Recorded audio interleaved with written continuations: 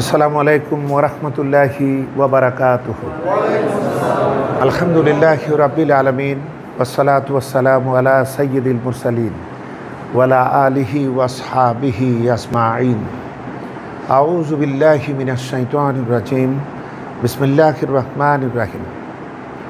আমরা আল্লাহ রাব্বুল ইজ্জত ওয়াল জালালের একান্ত অনুগ্রহের শুকরিয়া জানাই, যিনি আজকের এই পবিত্র লাইলাতুল মেরাজে আমাদেরকে বাদেশা কিছু সময়ের জন্য পবিত্র মেরাজের পয়গাম, যেটাকে বলা হয় বিশ্ব মানবতার মুক্তি সনদ, এ সংক্রান্ত আলোচনা সামিল হওয়ার সুযোগ আমাদেরকে আল্লাহ পাক দিলেন। এজন্য আমরা পড়ি আলহামদুলিল্লাহ। আমিও ব্যক্তিগতভাবে মহান আল্লাহর একান্ত অনুগ্রহের শুকরিয়া জানাই, যিনি আমার পিতৃভূমি, পিতৃপুরুষের যেটা জন্মভূমি, সেই এলাকার মানুষের সামনে আজকের এই পবিত্র রাতে গুরুত্বপূর্ণ কিছু আলোচনা রাখার সুযোগ দিলেন। এজন্য আমিও পড়ছি আলহামদুলিল্লাহ। আমি ধন্যবাদ জানাই মসজিদের সেক্রেটারি, আমার ছোট ভাইয়ের মতোই শিপন। আজকে আসলে সেই বাদ ফজর থেকেই, তারপর থেকে একটানা জার্নির উপরে ছিলাম, মানে ভ্রমণ সফর। তো হঠাৎ করে জোহরের নামাজের পর ট্রেনের মধ্য থেকেই আমার মাথায় একটা খেয়াল হলো যে এত বড় একটা রাত, অথচ কোথাও কোনো আলোচনা দেখতে পাচ্ছি না। তখন ওই আকস্মিকভাবে সিদ্ধান্ত নিয়ে শিপনকে ফোন দিই যে, শিপন, একটা কাজ করি, তোমার গ্রামে আজকে এই নিয়ে একটু আলোচনা করি। ও সঙ্গে সঙ্গে রাজি হলো। শহীদ ভাইকেও জানালাম, সেও খুব খুশি হলো। তো এইভাবেই আসলে ক্লান্তি শ্রান্তি নিয়েই আপনাদের সামনে এই আলোচনা রাখতে আসা। আমার নিজের প্রস্তুতিও নাই, যে জন্য বরাবরের অন্য সময় তো খালি হাতে আসি, তে আজকে নোট তৈরি করে নিয়ে আসলাম। হয়তো বা বেশ কিছু জিনিস দেখে দেখে বলতে হবে, যাতে গুরুত্বপূর্ণ আলোচনা বাদ না যায়। তো দেখুন, পবিত্র লাইলাতুল মেরাজ, এটার দিনক্ষণ নিয়ে মতভেদ আছে। তারপরও বেশিরভাগ মানুষ মনে করে 27শে রজবের রাতে নবী পাক সাল্লাল্লাহু আলাইহি ওয়াসাল্লামের পবিত্র মেরাজ অনুষ্ঠিত হয়েছে। আমরা বলি সুবহানাল্লাহ। এই বিষয় হলো মতভেদের জায়গায় থাকুক, এটা যে হয়েছে এটা শতসিদ্ধ সত্য। আমরা বলি আলহামদুলিল্লাহ। সেটা যেদিনই হোক, মতভেদের জায়গায় থাকুক। এখন একটি দুঃখজনক সত্য যা আমাকে প্রতি বছরই বিস্মিত করে, তা হচ্ছে মেরাজ নিয়ে আমাদের দেশে তথা সারা দুনিয়াতেই আলোচনা চলে। মসজিদগুলোতেও হয় যখন এই সময় আসে, লোকেরাও ভাবে, এবং নারী পুরুষ সবাই মিলে এই রাতে নামাজ পড়ে, পরের দিন কেউ কেউ রোজাও রাখে। এইভাবে তারা এই মেরাজ উদযাপন করে। আচ্ছা, এবং আমাদের হুজুররা যে আলোচনা রাখেন, সেখানে কিচ্ছা কাহিনী, ঘটনা প্রবাহ, অবাক করা বিভিন্ন কথাবার্তা তারা আলোচনা করেন। যেমন আমি এক সপ্তাহ আগে সিলেটে গেছিলাম, এরপর বিভিন্ন এলাকা ঘুরলাম, ঘুরে এক সপ্তাহ পর আজকে আমি ফিরলাম। তো এই যে আমি ফিরলাম, এর ভিতরে তো অনেক ঘটনা আছে। কোথাও আমি কোথায় কোথায় গিয়ে হলো ঘুম দিছি, কোথায় কোথায় খাইছি, কি খাইছি, কখন অন্যান্য বিভিন্ন জায়গায় গিয়েছি, অথবা টয়লেটে গেছি, অথবা গোসল করেছি, কখনো বিশ্রাম নিছি। এইগুলা কি জানা বেশি জরুরি, নাকি আমি কেন গেছি এবং আপনাদের জন্য কি এনেছি? কিন্তু আমাদের দুঃখজনক সত্য, রাসূলুল্লাহকে আল্লাহ এত বড় একটা ঘটনা ঘটালেন যে এই পৃথিবীর একমাত্র মানুষ, মহামানব, রাহমাতাল লিল আলামিন, সাহেবে কাবা ওয়া কাউসাইন, আহমদে মুস্তফা মোহাম্মদ মুস্তফা সাল্লাল্লাহু আলাইহি ওয়াসাল্লাম, সারা পৃথিবীর অগণিত মানুষের মধ্যে, অগণিত নবীর মধ্যে, অগণিত সাহাবা ইকরামদের মধ্যে, কত রাজা, বাদশাহ, সম্রাট, এত কিছু জিন, ইনসান, এর ভিতরে কেবলমাত্র শুধু একটি মাত্র মানুষকে আল্লাহ পাক আপন দরবারে জীবন্ত অবস্থায় নিলেন। এবং সেটা কি খুব সাধারণ কোনো ব্যাপার? আমাদের হুজুররা বলে থাকেন যে নামাজের এত দাম যে ওখানে নিয়ে আল্লাহ তারে নামাজ দিয়েছেন। আচ্ছা, তো এখন এই রাতে আল্লাহ তাকে নামাজ দিয়েছেন, সুতরাং সব তোমরা নামাজ পড়ো, এত গুরুত্বপূর্ণ নামাজ, এভাবে অনেকে বুঝায়। আচ্ছা, এখন তাহলে যদি আমি প্রশ্ন করি, এই রাতের নামাজ কয় রাকাত? এই রাতে শবে মেরাজের কয় রাকাত নামাজ পড়তে হবে? যে রোজা দেয়া গেল ওহির মাধ্যমে, এবং আমরা তো দেখি কোরআনে কারিমে, আপনারা সবাই জানেন 82 জায়গায় নামাজের কথা আছে। তো এগুলো তো জিবরাইল পাঠিয়েই জানানো হলো। তো শুধু নামাজের জন্য তাকে ডাকা হলো? নামাজ অন্যান্য নবীদের শরীয়তেও ছিল, তাদের কাউকে তো নামাজের জন্য আল্লাহ তার আপন দরবারে ডাকেন নাই। মুসার মতো নবী যখন রাসূলুল্লাহকে 50 ওয়াক্ত নামাজ দেওয়া হলো, মুসা আলাইহিস সালাম বারবার আল্লাহর কাছে তাকে ব্যাক করালেন, করে 5 ওয়াক্ত নিয়ে আসলেন, তাই না? তো নামাজ তো মুসা তাকে আল্লাহর দরবারে ফিরালেন কেন? কারণ মুসার অভিজ্ঞতা ছিল তার উম্মতে মাত্র 2 ওয়াক্ত নামাজ নাকি তাদের উপরে ফরজ ছিল, তাই তার পারে নাই। এজন্য মুসা বারবার রাসূলুল্লাহকে ফেরাচ্ছে। তো কই, কারো তো নামাজের জন্য মেরাজ লাগে নাই, তার লাগবে কেন? এখন শুনো, সমস্যা হলো হাতিটা দেখতে কেমন, এটা আমরা 7টা অন্ধের কাছে যদি জিজ্ঞাসা করি তাহলে 7 রকম বর্ণনাই পাবো। কিন্তু যদি হাতিটা যিনি সৃষ্টি করেছেন তিনিই তো সব থেকে ভালো জানেন, যদি তার থেকে জানি তাহলে আর আমাদের মতভেদ থাকে না। তো বিষয় হলো রাসূলুল্লাহ তো নিজে যান নাই, তাকে নিয়ে যাওয়া হয়েছে। যিনি নিয়ে গিয়েছেন তার থেকে যদি আমরা তার সফরের কারণ, লক্ষ্য উদ্দেশ্য যদি সেই তার থেকে জানি, তাহলে কিন্তু আমাদের আর সমস্যা থাকে না, তাই না? তো এই জন্য আমাদের মূল আলোর কাছে আসতে হবে, সেই আলো হচ্ছে কোরআন। আর নবীজি কি আমাদেরকে জানিয়েছেন সেইটা, তাহলে আর কোনো মতভেদ থাকে না। মেরাজটা নামাজের জন্য হয় নাই, কি জন্য হয়েছে সেইটি আমাদের বুঝতে হবে। এবং লাইলাতুল কদর যেমন একটি গুরুত্বপূর্ণ রাত, কেন এর দাম? কোরআনের কারণে। আর লাইলাতুল মেরাজটাকে কিছু মানুষ তো জগা খিচুড়ি বিভিন্ন কিচ্ছা কাহিনী দিয়ে ভরে ফেলেছে, আবার কিছু মানুষ এটাকে বাতিল করে দিয়েছে যে এগুলার কোনো উদযাপনেরও দরকার নাই, এগুলো নিয়ে ভাবারও দরকার নাই। কিন্তু মনে রাখতে হবে যে আমরা কোনো বাড়াবাড়িতেও বিশ্বাসী নই, আমরা ছাড়াছাড়িতেও বিশ্বাসী নই। আমরা একটি ভারসাম্যপূর্ণ জ্ঞান অর্জন করতে চাই, যার ভিতরে চরমপন্থা নাই, যার ভিতরে অবহেলাও নাই। তো এই বিষয়টা হচ্ছে আমাদের সঠিক ইলম হবে যদি আমরা কোরআন থেকে জানি। কারণ আল্লাহ পাক কোনো কাজ খামখা করেন না, তার প্রত্যেকটি কাজের পেছনে উদ্দেশ্য থাকে। আচ্ছা, এখন এই পবিত্র মেরাজ এর গুরুত্ব রয়েছে। লাইলাতুল কদরের গুরুত্ব কোরআন নাজিলের কারণে, আর লাইলাতুল মেরাজের গুরুত্ব কোরআনে কারীম বাস্তবায়নের দিক থেকে। বলেন সুবহানাল্লাহ। আচ্ছা, নবীজির মাক্কি জীবন কত বছরের? 13। এর ভিতরে তার গোপন দাওয়াতের সময় চলে গেছে, তিনি খুব গোপনে দাওয়াতি কাজ করেছেন 3 বছর। এরপরে তিনি আল্লাহ পাকের পক্ষ থেকে যখন প্রকাশ্য দাওয়াতের হুকুম এলো, তখন তিনি সাফা পাহাড়ের উপরে দাঁড়ালেন, দাঁড়িয়ে তিনি তার জাতিকে আহ্বান করলেন। কারণ এটাই একজন মুসলিমের হক যে সর্বপ্রথম সে তার রক্ত সম্পর্কিত লোকদেরকে আল্লাহর দ্বীনের দাওয়াত দেবে, এটাই হলো দায়িত্ব। তা আমাদের রক্ত সম্পর্কিত কেউ দাওয়াত দিতে এলে আমরা অবহেলা চোখে দেখি, আমরা ওই বাইরের হায়ার করা প্লেয়ার পছন্দ করি। তা হায়ার করা প্লেয়ার নিয়ে খেলে কারা? যারা আসলে খেলা ভালো পারে না, ওরাই আসলে হায়ার করা প্লেয়ার খোঁজে। নিয়ম হলো প্রত্যেকটা নবীকে আল্লাহ পাঠিয়েছেন তার ভাষাভাষী এবং তার জাতির কাছে আল্লাহর দ্বীনের দাওয়াত নিয়ে, ঠিক কিনা বলেন? তো এই কাজটাই হচ্ছে নবীদের সুন্নাহ। তো এখন যখন প্রকাশ্য দাওয়াতের দায়িত্ব আল্লাহ দিলেন, তখন নবীজি সাফা পাহাড়ে দাঁড়ালেন।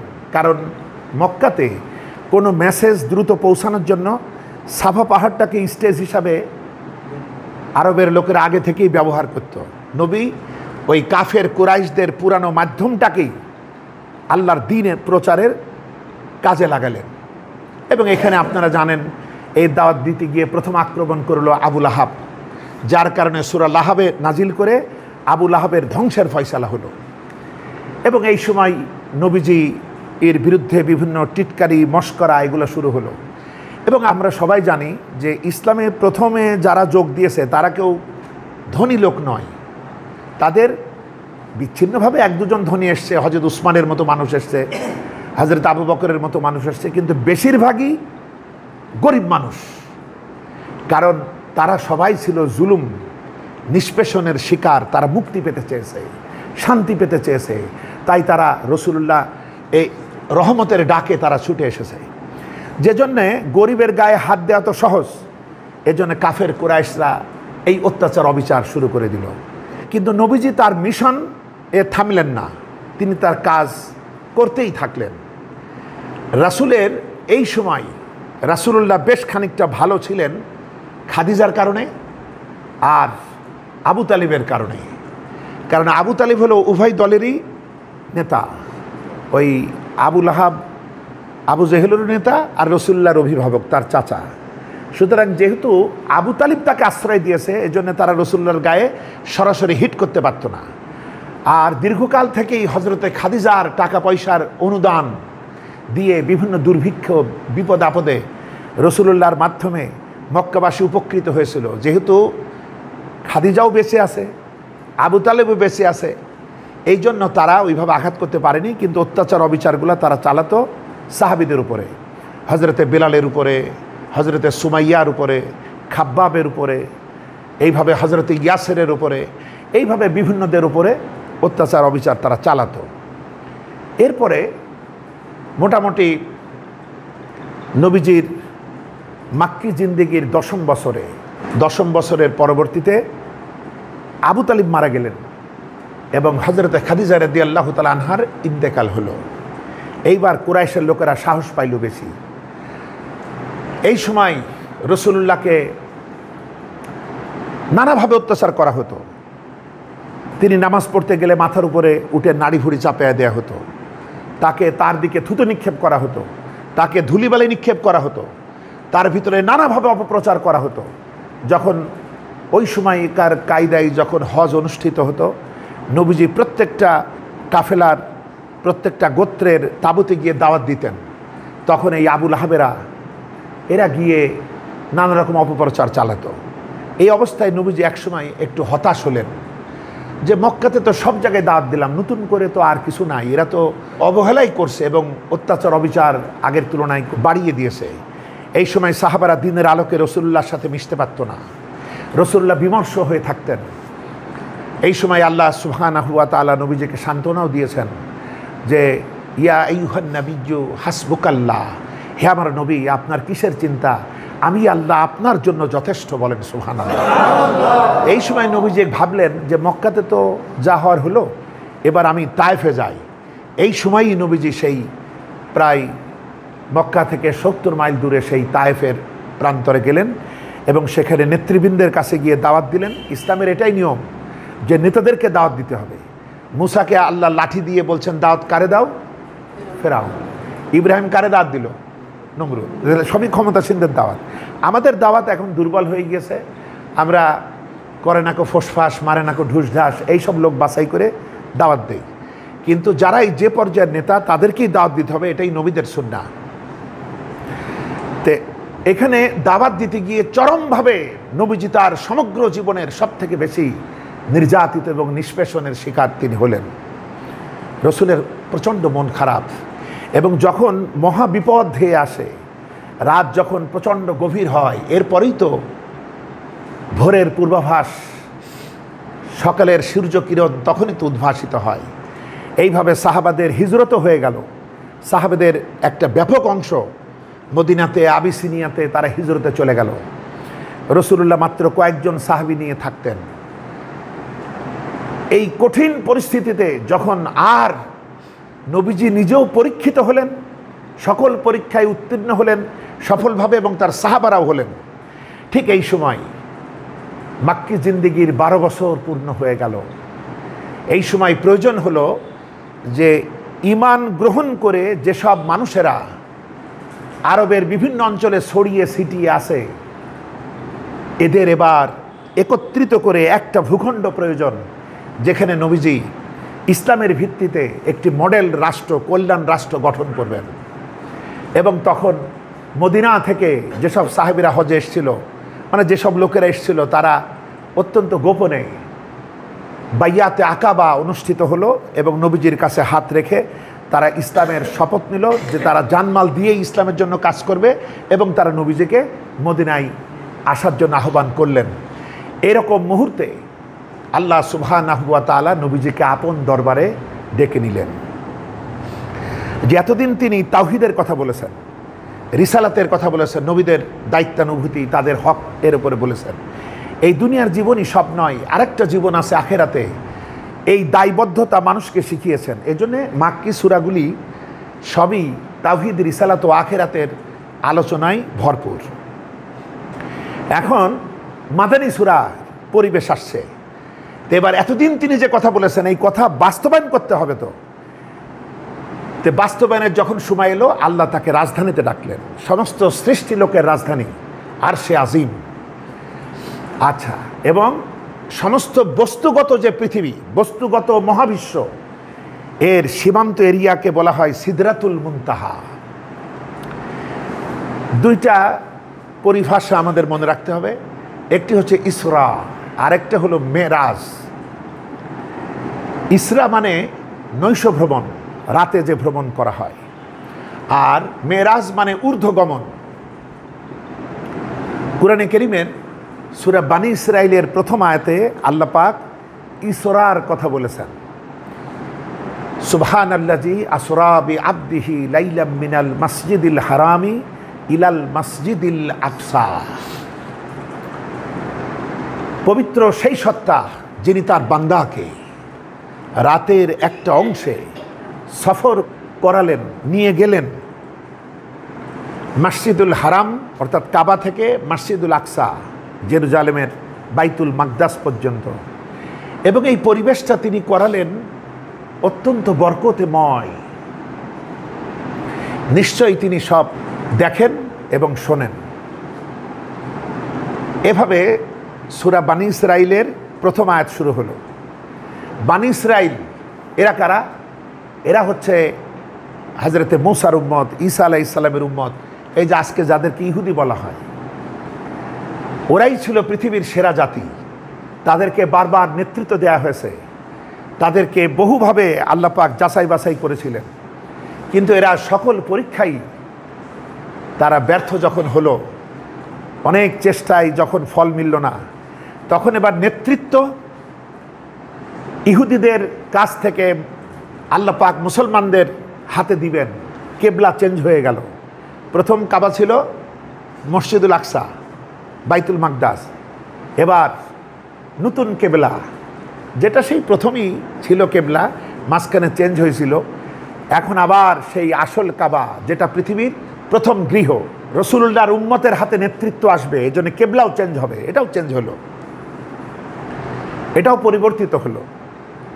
এবং আল্লাহ পাক তাই বলছেন যে পবিত্র সেই সত্তা যিনি তার বান্দাকে রাতের একটা অংশে, পুরা রাত না, রাতের একটা অংশে তাকে সফর করালেন। আচ্ছা, এখন রাসূলুল্লাহ তো গেলেন, অনেক কাহিনী, অনেক ঘটনা ঘটল। এরপরে তিনি আল্লাহ পাক তাকে নিলেন। আমরা জানি এক পর্যায়ে সিদরাতুল মুনতাহা নামক স্থানে গিয়ে জিবরাইল আলাইহিস সালাম বললেন, আমি আর এখান থেকে যেতে পারবো না, এরপরে আপনাকে একা যেতে হবে, কারণ এটাই হলো সৃষ্টি লোকের বস্তুগত সীমানা। তাহলে এর দ্বারা কি প্রমাণ হলো? যে ফেরেশতাদের সবথেকে বড় যিনি, তার গতিধারা যেখানে শেষ, মানবতার মহানবীর যাত্রা সেখান থেকে শুরু। সুতরাং মানুষের মর্যাদা বেড়ে গেল, বলেন সুবহানাল্লাহ। আবার কোরআনের বর্ণনা অনুযায়ী নবীজিকে রাতের একটা অংশে তাকে যখন নিয়ে যাওয়া হলো, ইসরা করানো হলো, রাতের নৈশ ভ্রমণ, বাইতুল মাকদাস সেখানে গিয়ে নবীদের, সমস্ত নবীদের সাথে তার সাক্ষাৎ হলো। এই যে ভাব বিনিময়, অভিজ্ঞতা, এর মাধ্যমে নবীজি পৃথিবীর সেই প্রথম থেকে শুরু করে তার সময় পর্যন্ত সকল অভিজ্ঞতা তার লাভ হলো। যুগে যুগে সমস্ত ইসলামী আন্দোলনের নেতৃবৃন্দ যে নবীরা দিয়েছেন তাদের সঙ্গে তার সাক্ষাৎ হলো, মোলাকাত হলো। এক বিপুল অভিজ্ঞতা তিনি অল্প সময়ের ভিতরে লাভ করলেন। সুবহানাল্লাহ। এবং তিনি তাদের নামাজে ইমাম হলেন, ইমামতি করলেন। সুতরাং তিনি হয়ে গেলেন সাইয়্যিদুল মুরসালিন, সমস্ত নবীদের নেতা। সুবহানাল্লাহ। আচ্ছা, এরপরে আল্লাহ পাক তাকে নিলেন, আর জিবরাইল থাকলো না। কারণ আমরা জানি, আমরা অনেক সময় দেখি না যে আমাদের দেশের প্রধানমন্ত্রী আমেরিকা সফর করেন, তখন আমেরিকার প্রেসিডেন্টের সাথে তার রুদ্ধদ্বার বৈঠক হয়। সেখানে এই যে এই বিষয়গুলো তো খামোখা না, ওই বৈঠকটাই তো সব থেকে গুরুত্বপূর্ণ, যে অন্য দেশের প্রেসিডেন্টের সাথে তার কি আলাপ হলো এবং তিনি যখন ফিরে আসছেন আমাদের জন্য কি নিয়ে এলেন, এগুলাই তো গুরুত্বপূর্ণ। তাছাড়া প্রধানমন্ত্রী কোথায় গিয়ে কি খাইলেন, কোন ঘরে ঘুমাইলেন, এগুলো কি জানার দরকার আছে? আমাদের স্বার্থ চিন্তা করতে হবে যে তিনি কেন গেলেন, আমাদের জন্য কি আনলেন। এটাই হচ্ছে মেরাজের পয়গাম। তা আমাদের দুর্ভাগ্য যে আমরা ওই গল্প কেচ্ছা কাহিনী নিয়ে ব্যস্ত, আমাদের আসল খবর নেই যে কি আমাদের জন্য কি, এই খবরটা আমাদের নেই। দেখুন, মানুষ গল্প করে কখন? যখন মূল কাজ শেষ, এবার বসে একটু জাবর কাটে, গল্প করে, আলাপ করে, এগুলা হলো মজা। আমাদের কাজ সব বাকি, আমরা গল্প নিয়ে মেতে আসি। এখন সেই নবী কেন গেলেন, আল্লাহ কেন তাকে নিলেন, আর তিনি কি নিয়ে এলেন, এটাই আজকে আমি আপনাদের সামনে সংক্ষিপ্ত আকারে আলোচনা করব। দেখুন, সূরা বানী ইসরাঈলের প্রথম আয়াতের ভিতরে আল্লাহ পাক বলছেন, আমি তাকে কেন নিলাম, লি নূরিয়াহু মিন আয়াতিনা, আমার কিছু আয়াত তাকে দেখাবো, আমার কিছু নিদর্শন, সৃষ্টি লোকের বিস্ময়কর রহস্য আমি তাকে দেখাতে চাইলাম। আর আমরা বানাইছি কি, যে তিনি নামাজ আনতে গেছিলেন। কোরআন এবং সুন্নাহর কোনো আয়াত দিয়েই প্রমাণ করা যাবে না যে রাসূলুল্লাহর উদ্দেশ্য ছিল নামাজ। না, আল্লাহ পাক নিজে বলছেন, আমি তাকে কেন নিলাম, লি নূরিয়াহু মিন আয়াতিনা, আমার সৃষ্টি লোকের কিছু বিস্ময়কারিতা, কিছু নিদর্শন আমি দেখাতে চাইলাম। কারণ দেখুন, যিনি প্রধান হবেন তার ঈমান অনুসারীদের চাইতে বেশি মজবুত হওয়া লাগবে না? তিনি যে ঈমানের কথা বলছেন একটাও আমরা দেখিনি, কিন্তু তিনিও যদি না দেখার মতো থাকেন, তাহলে লিডারের সাথে আমাদের পার্থক্য কোথায়? এজন্য তাকে ঈমানের বিষয়গুলি তাকে দেখাতে হবে। এই কুদরতে কামেলা, এই পরিপূর্ণ কুদরত কিভাবে হচ্ছে, তিনি না দেখেই 12টি বছর নির্যাতিত হয়েছেন, কখনো তিনি এতটুকু পদস্খলন ঘটেনি।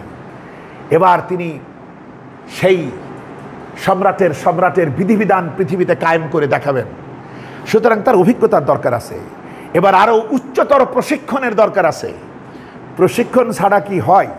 ট্রেনিং ছাড়া তো কিছু করা যাবে না। কারণ এতদিন তিনি ছিলেন এই তাবলিগের ইমাম। মাক্কি জিন্দিগিতে তিনি ইসলামের শুধু প্রচার করেছেন, তার মানে তাবলিগের কাজ করেছেন। তাবলিগ মানে কি? প্রচার। এবার তাকে রাষ্ট্রনায়ক হতে হবে, এবার একামতের দিনের ইমাম হতে হবে। এবার আর মাক্কি সূরা নিয়ে বসে থাকলে হবে না, ওগুলার উপরে তার হয়ে গেছে ট্রেনিং। এবার আরো উচ্চতর প্রশিক্ষণ দরকার। ঠিক এই সময় আল্লাহ পাক তাকে রাজধানীতে ডাকলেন। এখানে রাজনৈতিক ব্যাপার আছে। রাজনীতি কেন? কারণ পৃথিবীতে মানুষই একমাত্র পলিটিক্যাল ক্রিয়েশন। এই মানুষকেই আল্লাহ পাক খেলাফতের জন্য বাছাই করেছে। এই আরবিতে যেটা খেলাফত, আমাদের বাংলায় সেটাই রাজনীতি, যে খেলাফতের দায়িত্ব পালন করতে হবে। এজন্যে জিকির আজগারের জন্য ফেরেশতা ছিল, সমস্ত সৃষ্টি লোক ছিল। ওই জিকির আজগারের জন্য আমাদেরকে তৈরি করা হয়নি। প্রথমে ফেরেশতারা তাই মনে করছিল, যে জন্য ফেরেশতারা বলছিল কি, আল্লাহ আমরাই তো তোমার তাসবিহ করছি, তোমার তাকদিস, তোমার পবিত্রতা ঘোষণা করছি, তুমি আবার ওইটা বানাবা কেন? হ্যাঁ, তাহলে কি আমাদের এই সবগুলো দ্বারা হচ্ছে না? আল্লাহ কি বললেন, আমি যা জানি তোরা তা জানিস না। তার মানে এটা ভিন্ন, এটা একটা ভিন্ন ধরনের সৃষ্টি, যে যার স্বাধীনতা আছে অমান্য করার, পাশাপাশি আবার খেলাফতের প্রতিনিধির দায়িত্ব পালন করবে। তো প্রতিনিধির কাজ কি? যেমন আমরা দেখি ওষুধে কোম্পানিতে রিপ্রেজেন্টেটিভ আছে, ওই রিপ্রেজেন্টেটিভ একটা কোম্পানির প্রতিনিধি, ও এসে নিজের কথা কয় না, ওই কোম্পানির কথা কয়। তো আমরা হচ্ছি খলিফা, মানে প্রতিনিধি, রিপ্রেজেন্টেটিভ।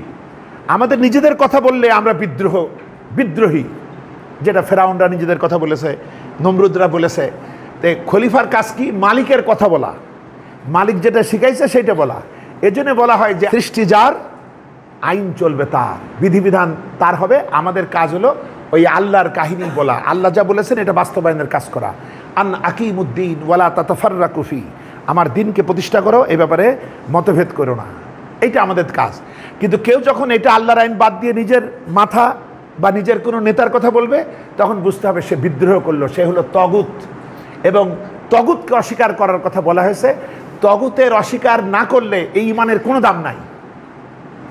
আয়াতুল কুরসির পরের আয়াত 256 নম্বর আয়াত, যে ফামাই ইয়াকফুর বিত-তাগুত ওয়া ইউমিন বিল্লাহ ফাকাদ ইসতামসাকা বিল উরওয়াতিল উসকা, যে ব্যক্তি তগুতের সাথে কুফর করলো, এরপরে আমি আল্লাহকে ধারণ করলো, সে এমন এক অবলম্বন ধরলো যা থেকে সে কখনো বিচ্ছিন্ন হবে না।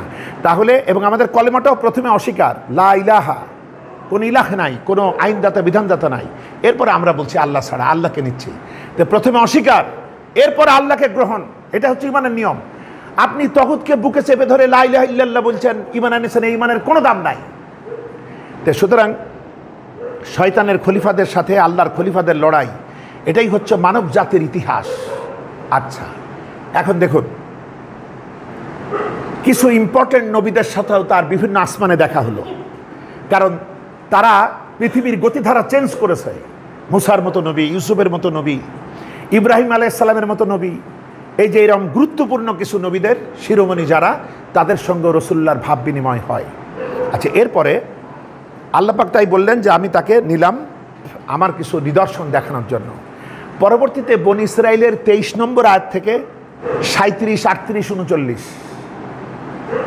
এর ভিতরে আল্লাহ পাক এইসব আয়াতের ভিতরে 14টা মূলনীতি দিলেন নবীজিকে। এবার নবীজিকে কি দিলেন দেখুন, যে তুমি যে আর কদিন পরে মদিনায় যাবে, এই নীতিমালার আলোকে ইমানদারদেরকে এক জায়গায় করে একটি ইসলামী কল্যাণ রাষ্ট্র তুমি কায়েম করো। সেই রাষ্ট্রটি কেমন হবে এবার শুনুন, এরপরে আমি বলবো নামাজ কেন। আচ্ছা, তে কোরআনে কারিমে সূরা বনী ইসরাইলের 23 নম্বর আয়াত থেকে প্রথম দফা শুরু হচ্ছে, ওয়া কাদা রাব্বুকা আল্লা তা'বুদু ইল্লা ইয়াহু। এটা হচ্ছে নবীজি পরবর্তীতে গিয়ে মদিনায় যে ইসলামিক কল্যাণ রাষ্ট্র গঠন করবেন তার পয়লা দফা, যে আমি মানুষকে নির্দেশ দিচ্ছি যে আল্লাহ ছাড়া কারো গোলামি করবে না। আল্লাহ ছাড়া কারো গোলামি করা যাবে? অর্থাৎ তিনি মদিনাতে যে ইসলামী কল্যাণ রাষ্ট্র করবেন তার পয়লা দফা হলো শিরক মুক্ত ইবাদত করতে হবে। শিরকের কোনো চান্স দেওয়া যাবে না। আমি আল্লাহর ইবাদত করি আবার অন্যর ইবাদত করি, এটা হবে না। সম্পূর্ণ শিরক মুক্ত ইবাদত, এটা হচ্ছে পয়লা দফা। দ্বিতীয় দফা হলো ওয়াবিল ওয়ালিদাইনি ইহসানা। আল্লাহর গোলামির পর এরপরে মা বাপকে মেনে চলতে হবে। এটা হলো ইসলামিক কল্যাণ রাষ্ট্রের দ্বিতীয় দফা। অর্থাৎ যেখানে আল্লাহর দিন কায়েম হবে সেখানে ব্যক্তি জীবন হবে শিরক মুক্ত ইবাদতের জন্য রেডি, যে এই দিল, এই কলিজা, এই জান, এই মাল আল্লাহর জন্য উৎসর্গিত হবে। এরপরে এই ব্যক্তি দিয়ে যখন পরিবার গঠন হবে, সেই পরিবারে সর্বোচ্চ সম্মানিত ব্যক্তি যাদেরকে ভক্তি শ্রদ্ধা মেনে চলতে হবে তারা হচ্ছে মাতা পিতা। আমার কথা বুঝতে পেরেছেন? আচ্ছা, যে অর্থাৎ আল্লাহর দিন দিয়ে যেটা হয় সেখানে মা বাপের মর্যাদা। আজকে সভ্যতার দাবিদার যারা, ইউরোপ বলেন আমেরিকা বলেন, সেখানে মা বাপের কোনো মর্যাদা নাই, কোনো মর্যাদা নাই। মা বাপ মরে গেলে ছেলে মেয়েরা কোথায় আছে খবর নাই, অনেকদিন পর খবর যায় যে বুড়া বুড়ি মরে গেছে। তখন তারা টেলিফোন করে, বিভিন্ন জায়গায় এমন দোকানও তৈরি হয়েছে যে ওদের দাফন কাফন করার জন্য, কান্নাকাটি করার জন্য। তখন ফোন দিয়ে বলে আমি তো আসতে পারছি না, তো তোমরা গিয়ে একটু কাইদে দাও। তখন দোকানদার যারা ওই সব কাজ করে তারা বলে কতক্ষণ কাটতে হবে, ওই যতক্ষণ কাটতে হবে ততক্ষণের একটা রেট আছে। তারপরে ওই রেট অনুযায়ী তারা গিয়ে কাটতে যায়। তারপরে ওরাই সেই বক্সে করে দাফন কাফন করে তারা করে, ওদের আসার সময় নেই। ওরা হয়তো মৃত্যুবার্ষিকী যেদিন হয় সেদিন 1 বছর পর আসলো, আসে ওই বাপের মায়ের কবরের কাছে একটু ফুল দিয়ে একটু ঝিম ধরে থাকে। এই হলো তাদের সভ্যতা। তে তাদের ওই নাতিপুতিও আমাদের দাদু নানুরা যেমন কোলে করে কাকে করে মানুষ করে, ওইরকম সুযোগ তারা পায় না। কারণ বুড়া হয়ে গেলে সন্তানের সাথে থাকতে পারে না। ওটা হলো বুড়া বুড়িদের এতিমখানা মতো আছে, বৃদ্ধাশ্রম, ওখানে থাকে। ওই হলো তাদের জীবন। কিন্তু ইসলামী কল্যাণ রাষ্ট্র যেটা হবে সেটা আল্লাহর ইবাদতের পরেই শিখ মুক্তি ইবাদত, ব্যক্তি জীবন, পরিবার জীবনে মা বাপ হবে সর্বোচ্চ সম্মানিত। তুমি সন্তান, তুমি মা বাপের সম্মান করবা, মর্যাদা দিবা তাদের। আচ্ছা, এটা হলো 2 নম্বর মৌলিক নীতিমালা। দেখুন কি জিনিস নিয়ে এসছে নবীজি আমাদের কল্যাণে, আর আমরা চোখ বুঝে আসি, শুধু নামাজ পড়ছি। হ্যাঁ, নামাজ তো পড়বই, নামাজ তো কায়েম করতে হবে, পড়লে তো শুধু হবে না। সেইটা কেন সেটা পরে বলছি। আচ্ছা, এরপরে আল্লাহ পাক আরও বলছেন, দেখুন আমরা আল্লাহর মানি না, অনেক মাতা পিতা চায়ও না তার সন্তান ইবাদত করুক, কিন্তু আল্লাহর কত দয়া। এরপরে আল্লাহ পাক বলছেন, ইম্মা ইয়াবলুগান্না ইনদাকাল কিবারা আহাদুহুমা আও কিলাহুমা ফালা তাকুল্লাহুমা উফফি ওয়ালা তানহারহুমা ওয়া কুল্লাহুমা কাওলান কারীমা। তোমার মা বাপের 2জন কিংবা 1জন যদি বুড়া হয়ে যায়, তবে খবরদার তাদেরকে ব্যথা দিয়ে বিরক্তিসূচক উফ, বিরক্ত হয়ে উফ, বুড়া শুধু ভকভক করে, এই ধরনের বিরক্তিসূচক শুধু উফ, এতটুকু কথাও বলবা না।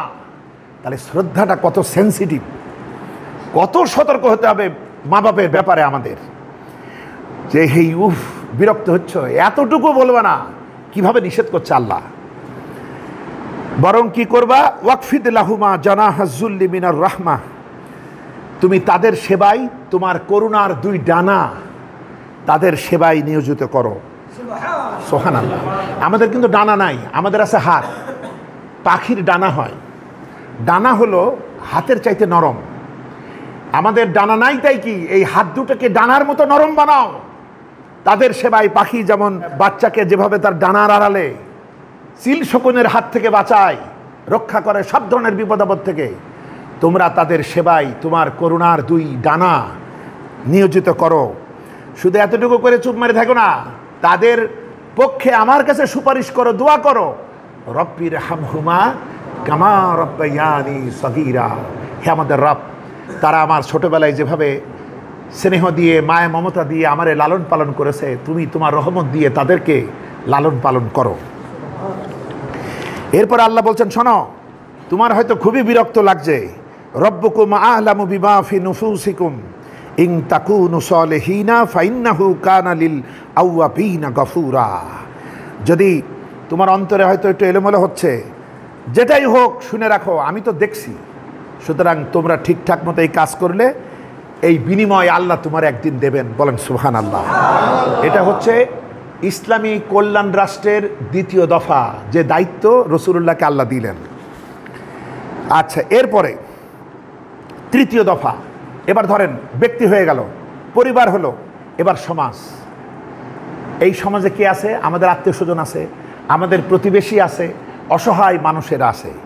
এবার ইসলামী কল্যাণ রাষ্ট্রের সংবিধানের 3য় দফা, ওয়াতিজাল কুরবা হাক্কাহু ওয়াল মিসকিনা ওয়াবনাস সাবিল। বলছে এরপর কি করবা, শোনো, আত্মীয় স্বজনকে দিবা, তাদের যে হক, আত্মীয়দের হক তাদেরকে দিবা, যারা অভাবগ্রস্ত তাদেরকে দিবা, এবং যারা মুসাফির, এখানকার লোক না, তার এলাকায় সে ধনী কিন্তু এখানে সে বেকায়দায় পড়েছে, তাহলে তাকেও সাহায্য করবা। অর্থাৎ ইসলামী কল্যাণ রাষ্ট্রে বাইরের একজন মানুষ, সে যদি কখনো পথ ভুলে আসে বা পকেট মার যায় বা বিপদে পড়ে, সে নিজেকে অতিথি বৎসল, অতিথি পরায়ণ মানুষের মাঝে নিজেকে দেখতে পাবে, তার ভিতরে টেনশন থাকবে না, ভয়ভীতি থাকবে না। বলেন সুবহানাল্লাহ। দেখেন মজাটা কি দিয়ে ইসলাম গঠন করে। আমরা এগুলা শুধু তেলাওয়াত করি সোয়াব কামের জন্য। সোয়াব কামে কি করবেন?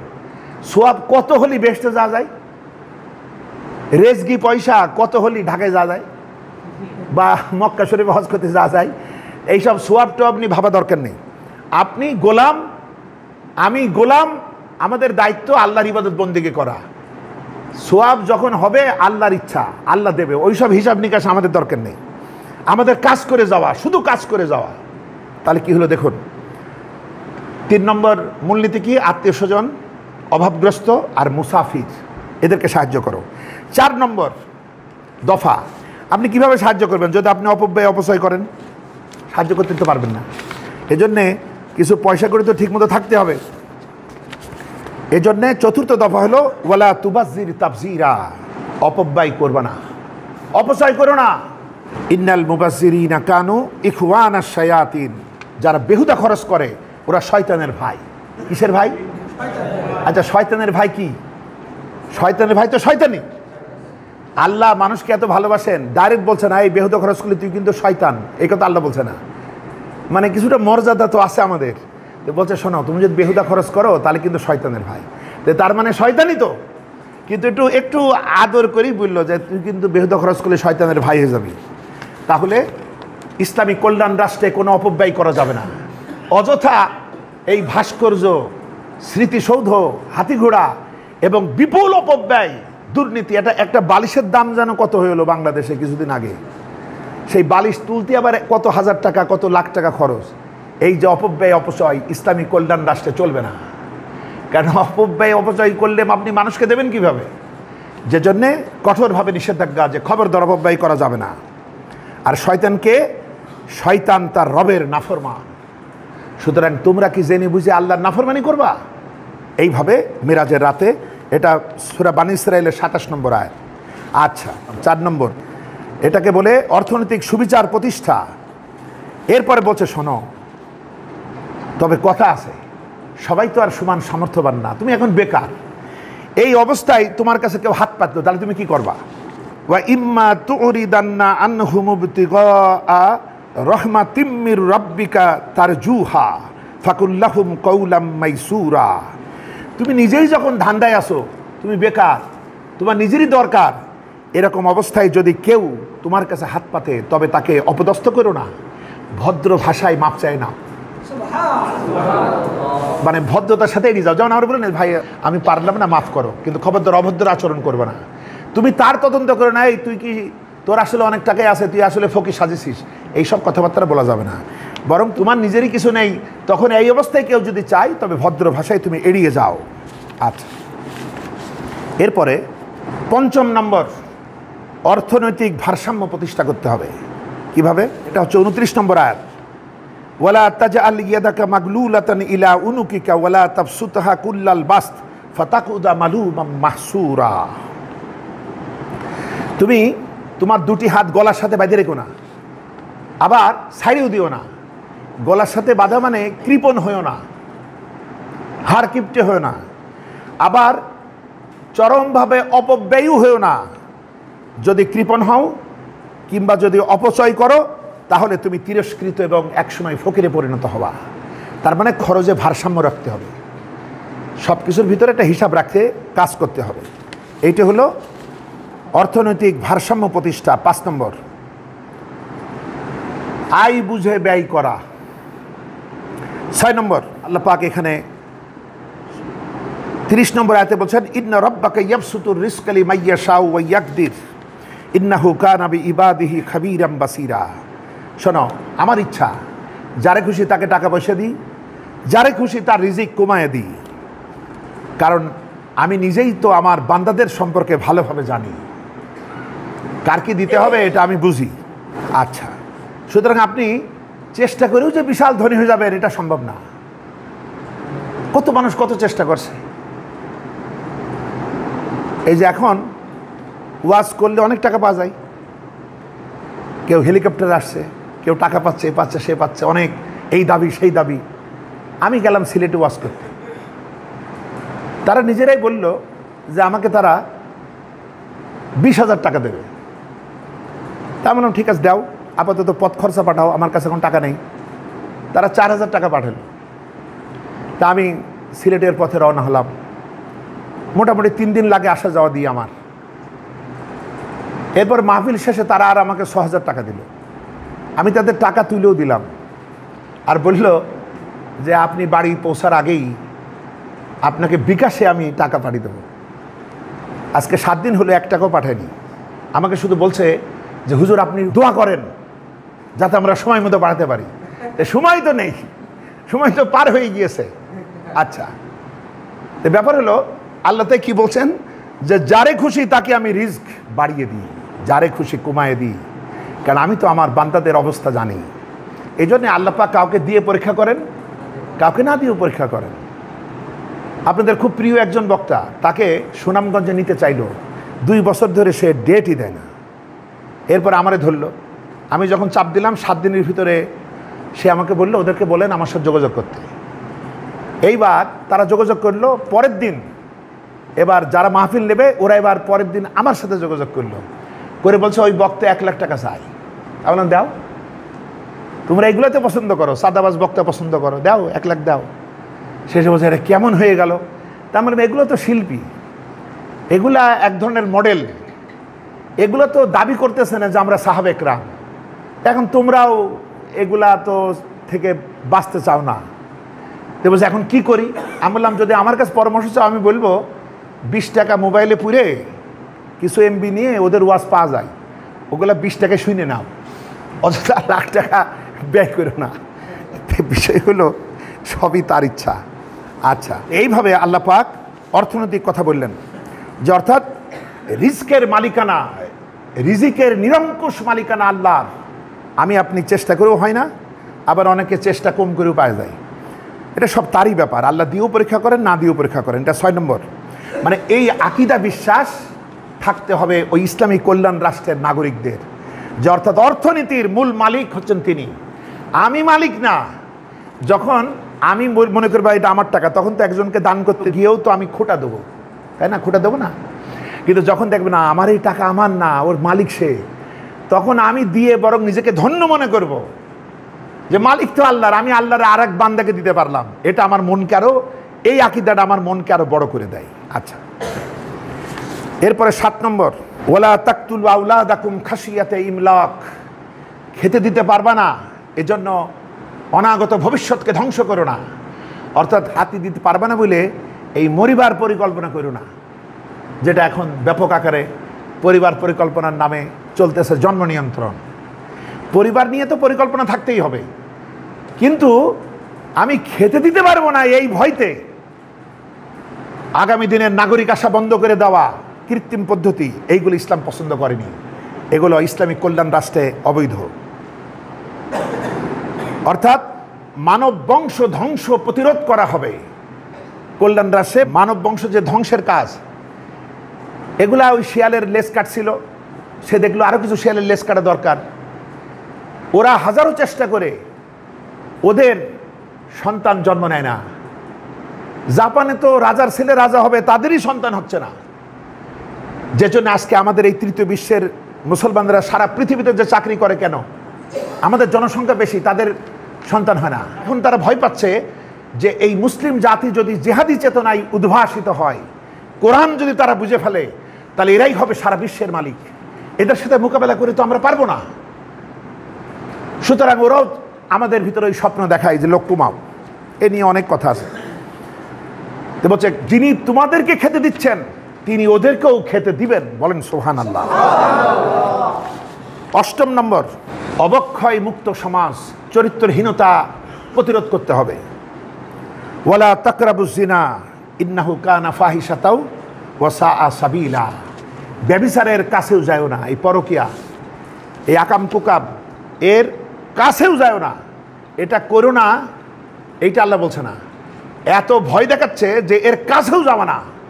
তার মানে যেসব জিনিসগুলা এগুলার কাছে মানুষকে নিয়ে যায়, সুরসুরি, মার্কা ছায়াছবি, হাবিজাবি, পত্রপত্রিকা, ওই রকমের অনুষ্ঠান, সিনেমা, নাটক, বেপর্দা, বেহায়াপনা, উলঙ্গপনা, এইগুলা মানুষকে ব্যভিচারের দিকে ধাবিত করে, এগুলাও হারাম। ইসলাম আগুন জ্বলার আগেই আগুন নিভাতে চায়। তাই ইসলামিক কল্যাণ রাষ্ট্রের এটা হচ্ছে 8ম দফা, যে পবিত্র সমাজ বিনির্মাণ করতে হবে, কোনো রকম অবৈধ কোনো সংযোগ থাকবে না।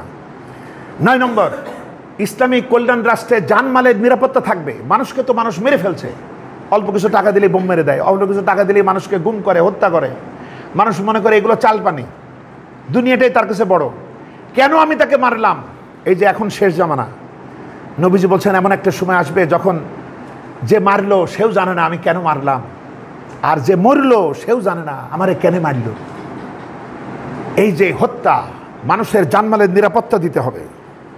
ওয়ালা তাকতুলুন নাফসাল্লাতী হারামাল্লাহু ইল্লা বিল হক, আল্লাহ পাক যে প্রাণকে বৈধতা দিয়েছেন সেটাকে হত্যা করো না। তুমি নিজের জানো তুমি নিজে নিতে পারবে না, কারণ জানমাল, আমার জানমালের মালিক কে? আমি নই, আল্লাহ মালিক। সুতরাং আমি নিজ হাতে নিজেকে হত্যা করতে পারবো না, আবার অন্য কেউ আমি হত্যা করতে পারবো না। যে কয়েকটা অপশন আছে, সেই অপরাধগুলো ঘটলে মানুষকে মারা যায়, কিন্তু সেটা নাগরিকরা করলে হবে না, সেটা রাষ্ট্র প্রশাসন করবে। সেটা কেউ যদি ইসলাম গ্রহণ করার পর মুরতাদ হয়ে যায়, বিবাহিত লোক যদি ব্যভিচার করে, কেউ যদি অন্যায়ভাবে অন্য কাউকে হত্যা করে, দেশের ভিতরে যদি সন্ত্রাস সৃষ্টি করে, ইসলামী রাষ্ট্রে যদি হামলা চালায়, এই রকম 5টি কারণে মানুষের প্রাণ হরণ করা জায়েজ, কিন্তু এই কাজটা করবে প্রশাসন, জনগণ না। তাই বলছে আল্লাহ পাক যে মানুষের প্রাণকে হত্যা করো না। সুতরাং ইসলামী কল্যাণ রাষ্ট্রে জান এবং মালের নিরাপত্তা থাকবে। এটি হচ্ছে 9 নম্বর দফা। 10 নম্বর, এতিম মিসকিনকে আমরা বাপ মরে গেলে আমরা আর তাদের গুরুত্ব দিই না, তাদের জমি জায়গা অনেক কিছু থেকে ঠকাই। ব্যবসা বাণিজ্য হয়তো 2 ভাই একসাথে করতো, এখন ভাইটা মারা গিয়েছে, তখন আর ওই ছেলেপেলেগুলো তাকিয়ে থাকে মুনাফার জন্য, তাদেরকে ঠকায়। তো ইসলামী কল্যাণ রাষ্ট্রের 10 নম্বর দফা হলো ওয়ালা তাকরাবু মাল আল ইয়াতিম, এতিমের মালের কাছেও যাবে না। দেখেন কিরকম নির্দেশ, একদিকে জেনার কাছেও যেতে নিষেধ করেছে, আবার এতিমের মালকে কুক্ষিগত করার জন্য তার কাছেও যাবে না, এভাবে নিষেধ করা হয়েছে। সূরা নিসার মধ্যে বলা হয়েছে যারা এতিমের মাল অন্যায়ভাবে ভক্ষণ করে তারা যেন নিজেদের পেটে জাহান্নামের আগুন ভর্তি করে। তার মানে কি বুঝলাম? ইসলামিক কল্যাণ রাষ্ট্রে রাষ্ট্রপ্রধান হবে ইয়াতিমের অভিভাবক। তাহলে এতিমের কত দাম থাকে চিন্তা করেন, যে রাষ্ট্রের প্রশাসন যদি এতিমের পক্ষ নেয় তাহলে এতিমের তো আর কোনো সমস্যা নাই, কত মর্যাদা। আর আমাদের সমাজে এতিম সবচেয়ে অবহেলিত। 11 নম্বর, ওয়া আউফু বিল আহদি, ওয়াদা যা করবে তা পালন করতে হবে। চুক্তি, ওয়াদা এগুলা কোনো মতেই ভঙ্গ করা যাবে না। আমাদের রাজনীতিবিদরা সমানে ওয়াদা করে আর ভঙ্গ করে, মানুষকে মিথ্যা আশ্বাস দেয় না। ইসলামিক কল্যাণ রাষ্ট্রে কখনোই জনগণও পারবে না, রাষ্ট্র তো পারবেই না, কোনো রকম ওয়াদা চুক্তি ভঙ্গ করতে পারবে না। এটা হচ্ছে 11 নম্বর। 12 নম্বর, ব্যবসা বাণিজ্য হবে দুর্নীতিমুক্ত, ওজন ঠিক থাকবে, ভেজাল মিশানো যাবে না। কত বড় কথা যে খাদ্যে ভেজাল দেয়, সে আমার উম্মতি না, সে নামাজ পড়ে কী করবে? আপনি শুধু লেখাপড়া করেন, স্কুলে নাম নেই, তো ওই লেখাপড়ার কোনো দাম আছে? ওর কি রেজাল্ট হবে? তো বিষয় হলো রাসূলুল্লাহ বলছে যে ভেজাল দেয় সে আমার উম্মতি না। তাহলে কত ভয়ঙ্কর কথা। অর্থাৎ ইসলামিক কল্যাণ রাষ্ট্রে যে ব্যবসা হবে এটা হলো দুর্নীতিমুক্ত ব্যবসা বাণিজ্য প্রতিষ্ঠা করতে হবে, মাপ ওজন ঠিক করতে হবে। 13 নম্বর দফা, সন্দেহমুক্ত সমাজ গঠন। একে অপরের পেছনে শুধু ফেউ লাগানো, অপবাদ, অপপ্রচার, নানা রকমের নিন্দা বদনাম মিডিয়ার মাধ্যমে রাষ্ট্রীয় পাওয়ারকে কাজে লাগিয়ে যারা ভালো তাদের নামে রাজনৈতিক মতপার্থক্যের কারণে তাদের বদনাম দিয়ে শেষ করে দেওয়া, জুডিশিয়াল কিলিং অন্যায়ভাবে করা, এগুলো একটাও হবে না, বরং সব কিছু হবে স্বচ্ছ সুন্দর। এটা হলো 13 নম্বর দফা, ওয়ালা তাকফু মা লাইসা লাকা বিহি ইলম, যে বিষয় তুমি জানো না সেই বিষয়ে বলবো না। অনেকে যে অনুমান করে বানায় কথা কয়, এরকম বলা যাবে না। যেটা তুমি জানো না বলবো আমি জানি না, আন্দাজে আমার তো এইটা মনে হয়, এইভাবে কথার পিছনে কথা এগুলো লাগানো যাবে না। এটা নাগরিকদের জন্য, রাষ্ট্রের জন্য হারাম। সুতরাং সেই সমাজ হবে সন্দেহমুক্ত, সবাই সবার প্রতি বিশ্বাস থাকবে, আস্থা থাকবে, ভালোবাসা থাকবে। 14 নম্বর সর্বশেষ দফা, যা দিয়ে মদিনার ইসলামিক কল্যাণ রাষ্ট্র গঠন হলো, সেটা হলো এই রাষ্ট্র সব ধরনের অহংকার মুক্ত থাকবে। ওয়ালা তামশি ফিল আরদি মারাহান ইন্নাকা লান তাখরিকাল আরদা ওয়া লান তাবলুগাল জিবালা তুলা, তুমি লাফ দিয়ে পাহাড়ের উচ্চতা ছাড়িয়ে যেতে পারবে না, আবার পদাঘাত করে মাটি ফাটাই ফেলতে পারবে না। সুতরাং অহংকার করবে না, ক্ষমতার দম্ভে বড় বড় কথা বলা এগুলো চলবে না, সব সময় বিনয় বিনম্রতা থাকবে। এই 14টি নীতিমালা রাসূলুল্লাহকে দিলেন। আপনি কি মনে করেন যখন এত সুন্দর রাষ্ট্রের একটা নমুনাও সারা পৃথিবীতে নাই, তখন এই রাষ্ট্র কায়েম করা কি সহজ ব্যাপার? একটা ভাস্কর্য তুলতে গিয়ে সারা দেশ টালমাটাল, ঠিক কিনা? আর সারা পৃথিবী মূর্তি দিয়ে ভরা, আর তখন বলছে শিরক মুক্ত ইবাদত করো। তাহলে রাসূলুল্লাহর বিপদটা কত বড়! এইরকম একটা একটা করে এতিমকে ধ্বংস করা হচ্ছে, দুর্নীতি দিয়ে ছাই ফেলা হচ্ছে, মানুষকে মেরে ফেলা হচ্ছে। এইরকম দুনিয়া সেই 1400 বছর আগের আয়ামে জাহিলিয়াত। তখন আল্লাহ বলছে এই রাষ্ট্রটা কদিন পরে গিয়ে মদিনায় কায়েম করো। তো এটা রাসূলুল্লাহ কিভাবে করবেন? এই জন্য শক্তি লাগবে, পাওয়ার লাগবে। সেই পাওয়ারটা অর্জন করার জন্যই নামাজের বিধান দেয়া হলো। বলেন সুবহানাল্লাহ। নামাজের জন্য নামাজ দেয়া হয় নাই। এই কাজগুলা করতে হলে মহাশক্তির সাথে কানেকশন থাকা লাগবে। যেমন এখানে যারা বসা, তার ভিতরে ধরেন শিপনের সাথে ইয়োনো সাহেবের যোগাযোগ। তে শিপন যদি আপনাদের কারো শত্রু হয় তাহলে তার তো পারার কথা না, ঠিক কিনা? কারণ তার ইয়োনো সাহেবের সাথে যোগাযোগ। ওই রকম যার আছে ডিসির সাথে যোগাযোগ, সে সবসময় বুক ফুলিয়ে হাঁটবে না। যে সরকারি দল এমপির সাথে যোগাযোগ, তার সাথে কি সাধারণ লোক পারবে? পারবে না। তো এখন তুমি যে এই কাজ করবা, সারা পৃথিবীতে এর কোনো নমুনাই নেই, সব জায়গায় জুলুম অত্যাচার হচ্ছে। নবী এই কাজটা তোমার করতে হবে। তা আমার সাথে তোমার সম্পর্কটা যদি হটলাইন না হয়, তুমি তো সাহসই পাবে না। তো সেই সাহসটা কোত্থেকে নিতে হয়? নামাজের মাধ্যমে। এটাই হলো পাওয়ার হাউস। বলেন সুবহানাল্লাহ। আমরা কাজ করব না, নামাজ পড়ব। আমরা এই 14 দফার একটাও করি না, আমরা এসে নামাজ পড়তে আসি। এরা প্রকৃতপক্ষে জামাতে ফরজ নয়, নফল পড়ছেন। আমরা প্রকৃতপক্ষে যারা ডিউটি দেব না, শুধু নামাজ পড়বো, হাজিরা দেব, এরা আমরা জামাতে আসলে ফরজ আদায় করছি না, আমরা জামাতে নফল আদায় করছি। আমার কথা বুঝতে পেরেছেন? এই শক্তি নিতে হবে। এজন্যই তো হযরত উমরের সময় যখন রোম সম্রাট গোয়েন্দা পাঠালো, দেখো তো এদের সাথে পারি না কেন। গোয়েন্দা প্রধান গোপনে মুসলমান শিবিরে ঢুকলো, ঢুকে সব দেখে রিপোর্ট করলো যে জাহাপনা হুম বিল্লাইলি রাহবানুন ওয়া মিন নাহারে ফুরসানুন। এমন এক জাতির কাছে গেছিলাম, তারা যুদ্ধ করে দিনের বেলায় বীরের মতো, আর রাতের আধারে সেজদায় পড়ে থাকে, তার প্রভুর সাথে কান্নাকাটি করে। এই দৃশ্য দেখে এলাম। তখন রোম সম্রাট বলল, এদের সাথে তো যুদ্ধ করে পারবো না, এদের সাথে, এরা তো সারাদিন বীরের মতো যুদ্ধ করে, আর মহাশক্তির সাথে তাদের সম্পর্ক, ওই মহাশক্তির সাথে কানেকশনটা লুজ করে দিতে হবে। কি করে করা যায়? বলে এই কাজ করো, ওদের ভিতরে বেপরদেকি, বেহায়াপনা, হাবিজাবি, নেশা, নারী, এগুলো ঢুকাও, তাহলে ওই শক্তির সাথে কানেকশন শেষ হবে। এরপরে সংখ্যায় ওরা বেশি থাকলে কি হবে? এগুলো সব বাতিল। আমরা সহজেই ওদের মাথার পরে তখন রাজত্ব করতে পারবো। এইভাবে নৈতিকতার যে লিঙ্ক ছিল আল্লাহর সাথে আমাদের, এইটাকে আজ তারা নষ্ট করে দিয়েছে। যে জন্য আমরা আজকে সারা দুনিয়ায় এত মুসলমান, 200 কোটি হয়ে গেল আজকে মুসলমান, কিন্তু ও শর্ট করে, এ হেড করে। আমরা আজকে ধুড়াসাপ, আমাদের দ্বারা কোনো কাজ হচ্ছে না। তো বন্ধুগণ, রাসূল পাক সাল্লাল্লাহু আলাইহি ওয়াসাল্লাম মেরাজে গিয়ে আর কি পেলেন সেটাও একটু সংক্ষেপে বলি। তাকে বলা হলো যে তোমার উম্মত যদি কোনো গুনাহ করে, তবে তওবা না করলে একটা গুনার জন্য একটাই লেখা হবে, কিন্তু যদি ভালো কাজের নিয়ত করে বা ভালো কাজ করে, তবে তাকে একটা করলে 10 মার্ক বাড়িয়ে দেওয়া হবে। বলেন সুবহানাল্লাহ। আন্তরিকতার কারণে 10 থেকে 700 গুণ বেড়ে যাবে। বলেন সুবহানাল্লাহ। ওই জন্য 5 ওয়াক্ত নামাজ ওই 50 ওয়াক্তের সমান। 5 গুণ 10, 5 10 50 হয়ে গেল। আচ্ছা, এরপরে কি দিল?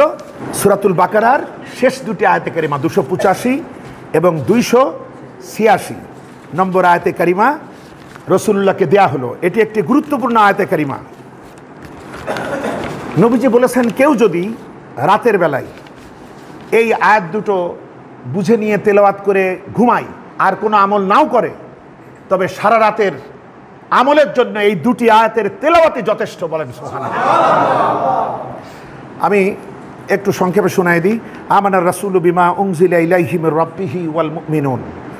রাসূল আল্লাহর প্রতি, রাসূলুল্লাহ কি করছেন? তার প্রতি তার রবের পক্ষ থেকে যেটা অবতীর্ণ হয়েছে। কি অবতীর্ণ হয়েছে? কোরআন।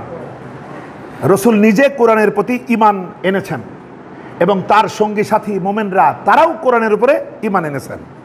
তারা সকলে আল্লাহতে ঈমান এনেছে, ফেরেশতাগণে ঈমান এনেছে, কিতাবে ঈমান এনেছে এবং সমস্ত রাসূলদের উপরে তারা ঈমান এনেছে। এবং তারা কি বলে?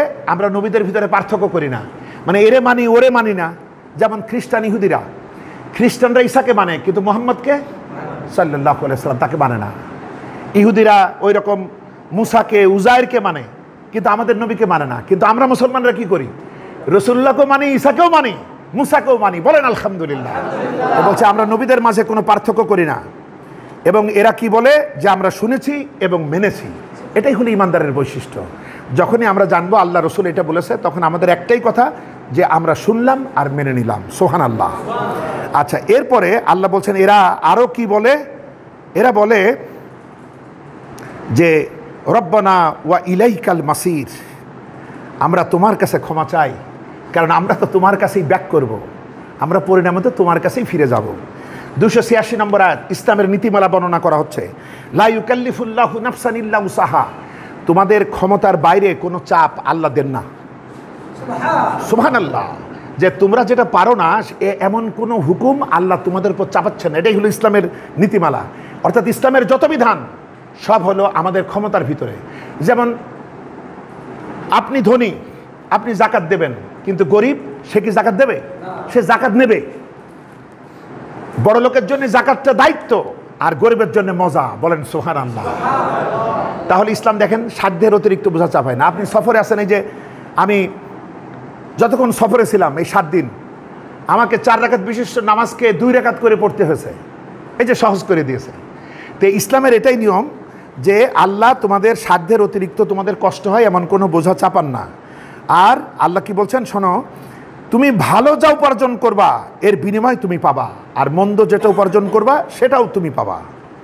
এরপরে বলছেন ইমানদারদের দোয়া কি হওয়া দরকার। যেহেতু একটা কঠিন প্রেক্ষাপটে এই মিরাজ অনুষ্ঠিত হয়েছে এবং এত বড় দায়িত্ব মোমেনদের উপরে চাপানো হলো, যারা এখন হিজরত করে পালিয়ে আসে ওরাও মদিনায় যাবে, রাসূলুল্লাহ লুকিয়ে মদিনায় যাবে, এবং গিয়ে বসে থাকলে হবে না। তো মসজিদটা বানানো হয়েছে, এই যে এই জায়গাটার নাম কি? মেহরাব। মেহরাব মানে কি? অস্ত্রাগার, অস্ত্র রাখিবার জায়গা। আর এই মসজিদ হলো ক্যান্টনমেন্ট। আজকে আমাদের ধুরাসাব বানাইছে, বলেছে জেহাদ নাই, জেহাদ মানে জঙ্গি। তো মুসা জেহাদ করেছে, মুসা তাহলে জঙ্গি? জঙ্গি হবে ফেরাউন, মুসা হলো মুজাহিদ। জঙ্গি হবে নমরুদ, ইব্রাহিম আলাইহিস সালাম হলেন মুজাহিদ। আবুল আহাবরা হবে জঙ্গি, মুহাম্মদ সাল্লাল্লাহু আলাইহি সাল্লাম হচ্ছেন মুজাহিদ।